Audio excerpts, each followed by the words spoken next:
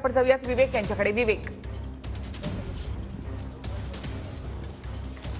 निखिला, यवतमाळ वाशिम लोकसभा मतदारसंघासाठी मतदान प्रक्रियेला जी आहे ते सुरुवात झालेली आहे। मी या सध्या विवेकानंद विद्यालयाच्या मतदान केंद्रावर आपण पाहू शकतो की या ठिकाणी सकाळी जे आहे ते रांगा या ठिकाणी नागरिकांनी मतदानासाठी लावलेल्या आहे। यवतमाळ वाशिम लोकसभा मतदारसंघामध्ये जर पाहिलं तर शिवसेना विरुद्ध शिवसेना अशी लढत जी आहे ती या ठिकाणी पाहायला मिळत आहे।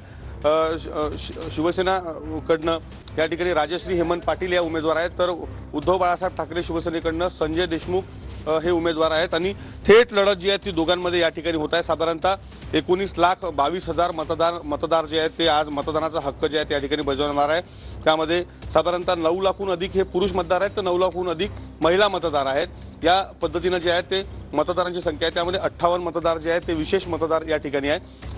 यवतमाळ वाशिम लोकसभा मतदारसंघामध्ये पहिल्यांदाच जर पाहिलं तर एक उमेदवारीबाबतचा सस्पेन्स जो आहे तो या ठिकाणी ठेवण्यात आला आणि थेट राजश्री हेमंत पाटील यांना उमेदवारी जी आहे ती जाहीर करण्यात आली होती। त्यानंतर साधारणतः गेले 12 दिवसापासून प्रचार यंत्रणा जी आहे ती मोठ्या या ठिकाणी चालली आहे। दोन्ही पक्षांकडून मोठ्या प्रमाणात प्रचार जो आहे तो या ठिकाणी करण्यात आला। या संपूर्ण संदर्भाने जर पाहिलं तर यवतमाळ जिल्ह्यातील साधारणतः 6 विधानसभा मतदारसंघ जे आहेत ते या लोकसभा मतदारसंघात येतात, तर 2 विधानसभा मतदारसंघ हे वाशिम जिल्ह्यातील येतात।